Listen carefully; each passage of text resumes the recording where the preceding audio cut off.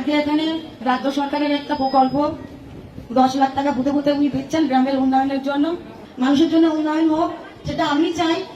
সেজন্য আমি সবাইকে বলেছি আসতে। সেক্ষেত্রে এই মানুষদের হাত থেকে, যেহেতু এটা পাড়ার সমাধান, আমি চাই পাড়ার মানুষের কাছ থেকে তাদের কোথায় দাবি আছে, তারা কোথায় কি করতে চায়। আমরা একটা পঞ্চায়েতের জনপ্রতিনিধি বলেছেন যে সব জায়গায় কাজ করা আমাদের দ্বারা সম্ভব হয় না।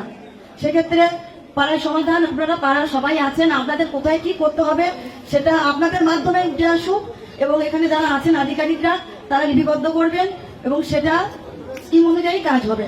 আজকে সব থেকে যেটা এইখানে আমাদের পাড়া আমাদের সমাধান কর্মসূচিতে এসে ভালো লাগছে যে ভারতীয় জনতা পার্টির থেকে নির্বাচিত উপপ্রধান এই অঞ্চলে তিনি উপস্থিত হয়েছেন। এর থেকেই বোঝা যায় যে মমতা বন্দ্যোপাধ্যায় গণতান্ত্রিক ব্যবস্থাকে কোথায় নিয়ে গিয়ে পৌঁছেছে, যে গণতান্ত্রিক ব্যবস্থার মধ্যে দিয়ে সব কিছুকে এগিয়ে নিয়ে যাওয়া, উন্নয়ন করা, এটাই সব থেকে ভালো লক্ষণ যে মমতা বন্দ্যোপাধ্যায়ের চিন্তা আগামী দিনে সারা ভারতবর্ষ নতুন করে গ্রহণ করতে শিখবে।